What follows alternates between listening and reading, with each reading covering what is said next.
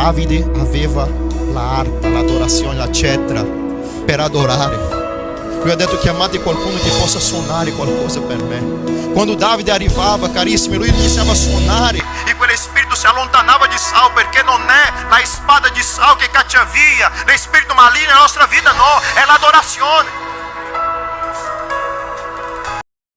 Cercate il Signore mentre lo si può trovare, invocatelo mentre è vicino. Alleluia. Poi potete sedersi, carissimi, glorificando o nome santo del Signore, perché è colui che riceve la tua adorazione questa sera. Non voglio prendere il tempo, perché so che sono tante opportunità, le sorelle hanno cose dal cielo da portare al nostro cuore oggi, ma vorrei invitarvi a seguire con me il libro di Matteo, capitolo numero 25. Il Signore metteva nel mio cuore questa parola.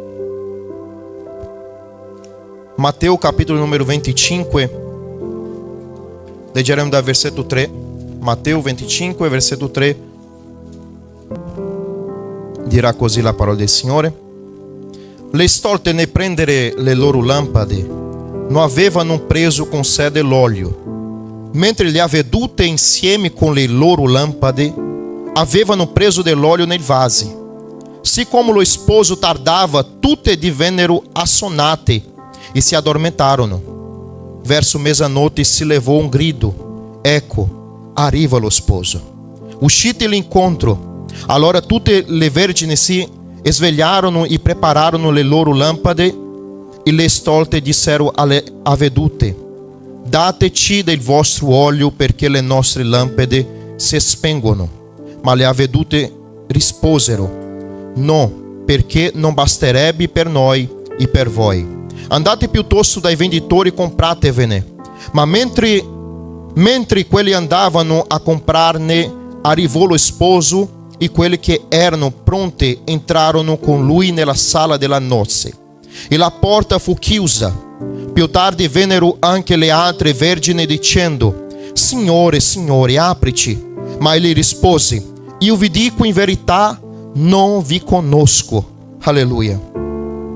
Carissimi, questa è una lettura escatologica che riguarda ai fini del tempo, è collegata al capitolo 24. Ma in questa narrativa oggi vorrei portarvi brevemente una spiegazione di quello che ho appena letto, di quello che Dio ha messo nel mio cuore, la importanza di avere l'unzione dello Spirito Santo nella nostra vita.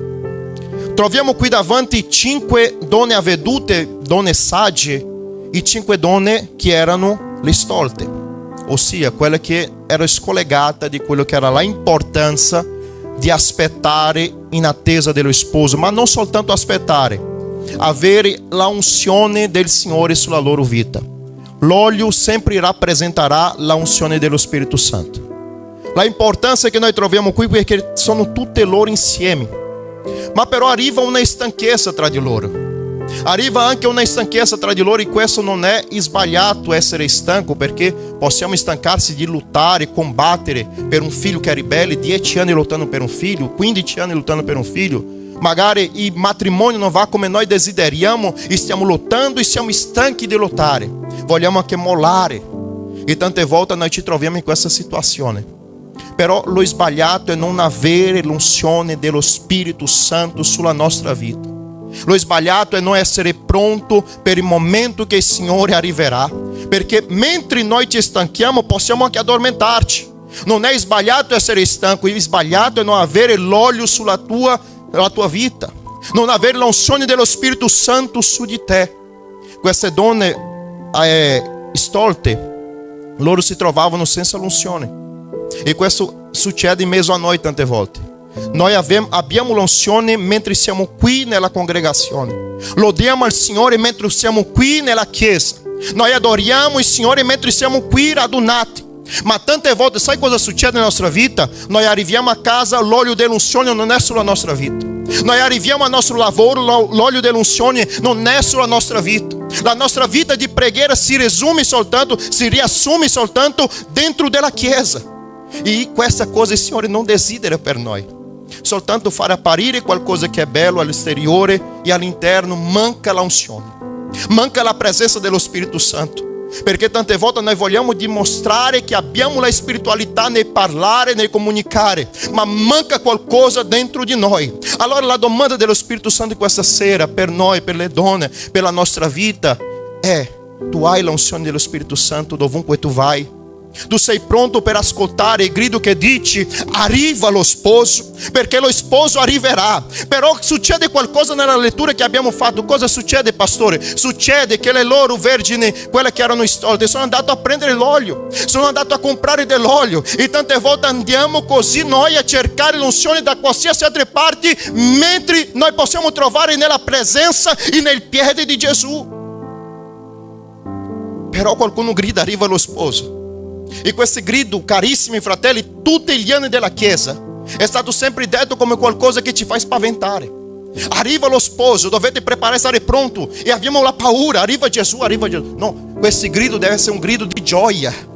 Arriva lo sposo, dobbiamo essere gioiosi perché Lui sta arrivando. Perché Lui sta arrivando nella tua famiglia, nella tua casa, per sistemare la tua situazione che tu dici: ci ho già provato di tutto. Sai perché tu già hai provato di tutto e non è riuscito? Perché non è compito tuo sistemare quello che tu non riesci a sistemare. Quello appartiene al Signore. Alleluia. È per quello che siamo qui oggi radunati, per capire che il Signore ha qualcosa per noi. Il problema è che la porta si chiude. Mentre le vergini erano lì che aspettavano, chiamava come questi che doveva arrivare? Lo sposo. Però dopo che la porta è chiusa potete leggere bene. Versetto 11 del capitolo 25 di Matteo dirà che è il Signore che loro chiamano. Perché Lui è ancora lo sposo. Ma nel giorno che la porta si chiuderà, carissimi fratelli, dobbiamo chiamarlo Signore. Signore, apri la porta. E che questo non succeda a noi, perché dobbiamo essere come la fidanzata che aspetta il suo fidanzato. Dobbiamo essere come coloro che sono lì preparati e pronti per ricevere il suo Signore. Il problema è che noi siamo sempre scollegati. E questo non è solo per voi. Prima il Signore colpisce a me. Perché mentre ero qua che adoravo il Signore, sentivo la presenza di Dio, chiudevo i miei occhi e mi ricordavo che tante volte noi siamo lì con gli occhi aperti, vogliamo sentire qualcosa, ma i credenti con gli occhi aperti vedi il cielo del lato esterno, ma i credenti con gli occhi chiusi vedi il cielo del lato interno. Sai perché? Perché la spiritualità, la presenza del Signore si rappresenta quando noi cerchiamo, noi spacchiamo qualcosa dentro di noi e diciamo: Signore, io ne ho bisogno. Ma il problema è che noi stiamo cercando sempre di vedere quello che sta succedendo intorno a noi, mentre il Signore sta dicendo: chiudi i tuoi occhi, senti la mia presenza, voglio toccare a te, voglio battezzarti con lo Spirito Santo, voglio riempire la tua vita. So che non compete a me la parola questa sera, ma devo condividere con voi, carissimi, che non possiamo essere dei credenti soltanto di chiesa. E non sto dicendo del modo di vestirsi, del modo di parlare, ma davanti al tuo Signore. Giuseppe non ha peccato non perché il suo padrone poteva scoprire, non perché non aveva occasione. Lui diceva: nessuno può vedermi, ma lui diceva: il Signore mi vede. Il problema è che noi dimentichiamo che il Signore sta vedendo la nostra vita. Non devo dimostrare niente per il pastore, no, niente per il fratello che deve capire che io sono un servo del Signore. No, dobbiamo capire che il Signore ti sta vedendo, ti sta osservando, ti sta chiamando, sta dicendo: io voglio sistemare la tua vita, vuoi essere toccato dallo Spirito Santo, comincia a cercare la mia presenza senza preoccuparsi con quello che è intorno a te. Il Signore vuole parlare nella tua vita, vuole riempire la tua vita, vuole riempire con l'olio dell'unzione. Ma l'olio dell'unzione non deve essere soltanto nella chiesa, deve essere nella tua casa, deve essere al tuo lavoro, in mezzo ai tuoi figli. Tu devi dichiarare: io ho l'unzione dello Spirito Santo, e dichiarare che se sei stanco, anche se ti addormenti, ma quando ti svegli tu sai: il Signore è qui con me. Alleluia. Io ringrazio la mia opportunità in nome di Gesù.